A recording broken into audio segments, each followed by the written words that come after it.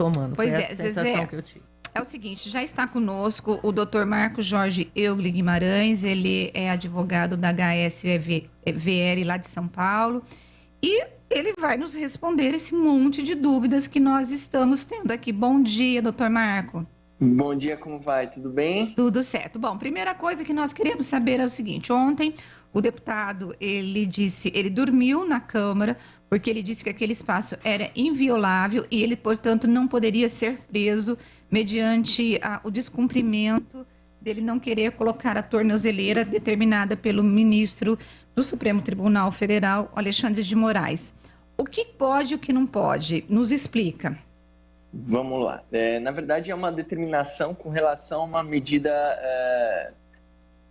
cautelar diversa da prisão, ou seja, não é a prisão em si, é uma inserção de uma tornozeleira eletrônica para o monitoramento efetivo do deputado, né, no âmbito das investigações do inquérito da fake news. E ele se debruça nessa ideia de que o Congresso Nacional, na verdade, a Câmara dos Deputados, ela é inviolável no acesso às autoridades, né?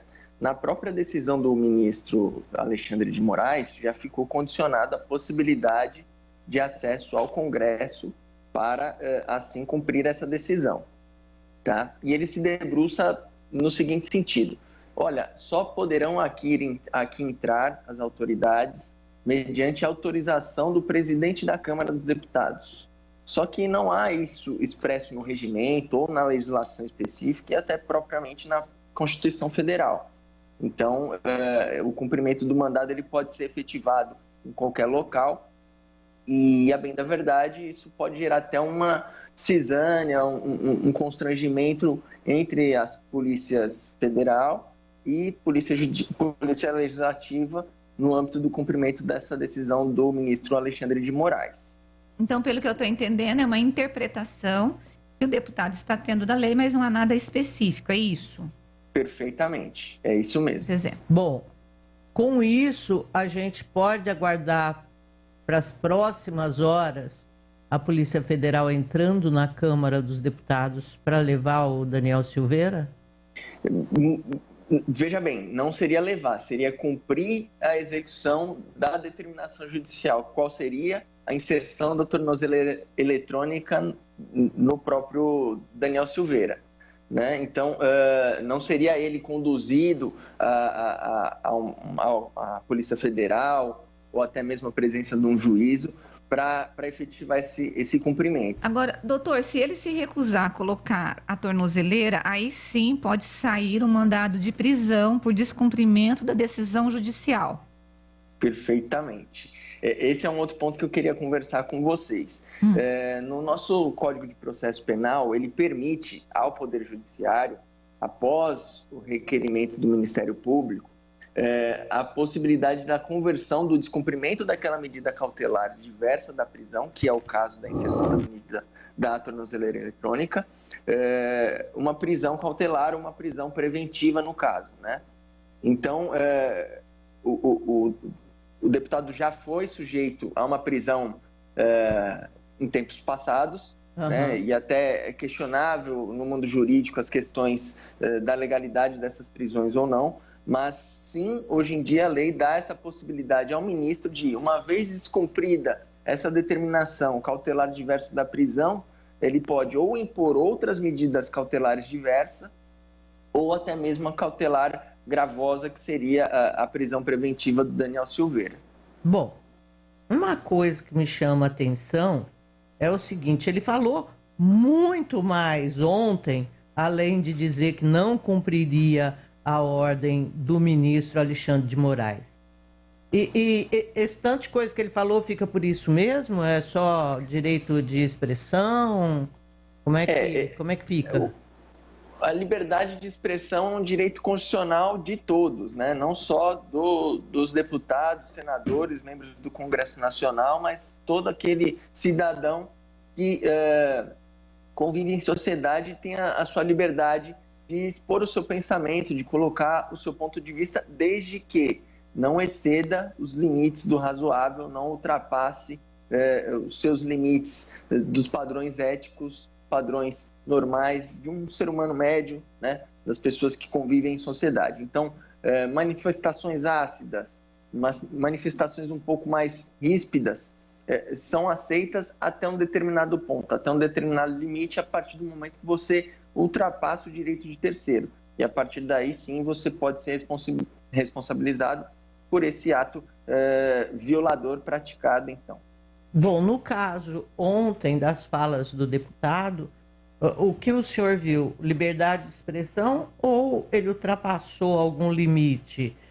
Assim, porque na verdade tudo isso, especialmente com esse Supremo e em se tratando de Alexandre de Moraes também, a gente tem dúvida em relação a esse limite. Não é uma coisa mais clara para a gente, né?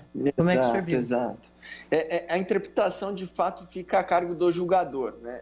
A gente aqui de fora é mero espectador e a gente que é operador do direito, a gente compreende que todas as manifestações são válidas desde que não atinja direito de terceiro, né?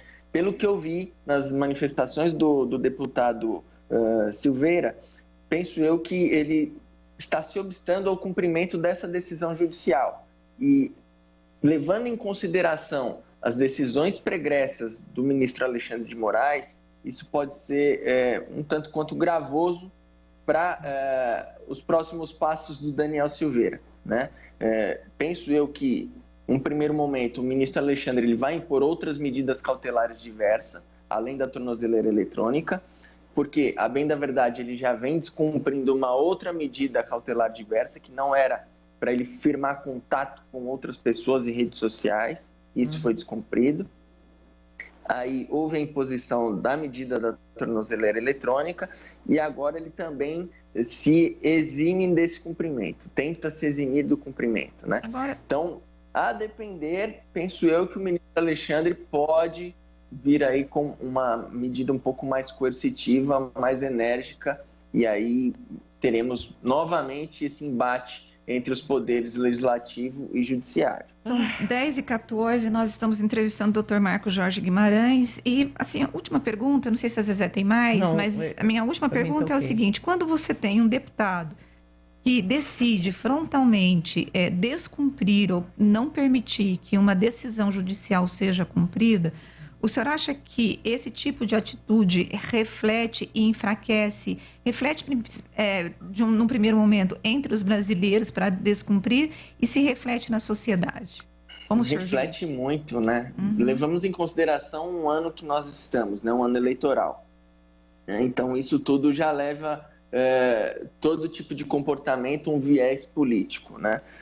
E, por outro lado, tem a própria Carta Magna, né? A gente tem aqui um princípio constitucional que é a harmonia entre os poderes. E, a bem da verdade, o que a gente está identificando é uma colisão entre os poderes, a partir do momento que não há o diálogo efetivo entre ambos os poderes. Isso acaba refletindo nessa polarização que a gente vem vivendo ao longo de alguns anos já.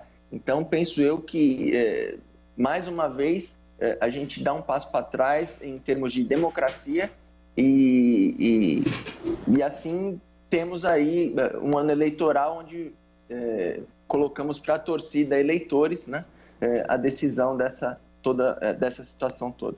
Tá certo. Encrenca. Bom, vamos nos... Exatamente. Doutor Marco, muito obrigada pela tua disponibilidade em separar um tempinho da sua agenda para nos atender aqui no Bastidores do Poder e explicar esse rolo ontem que aconteceu na Câmara Federal e que deve continuar hoje, e todo mundo vai dar mais trabalho para a imprensa, que vai ter que ficar lá de sobreaviso para poder ver a hora que forem colocar a tornozeleira e ver se o deputado vai deixar ou não. A confusão está posta, mas pelo menos a gente já sabe se o deputado tem ou não razão, né? Muito obrigada, viu, doutor Marco? Eu que agradeço o espaço e me coloco à disposição de você.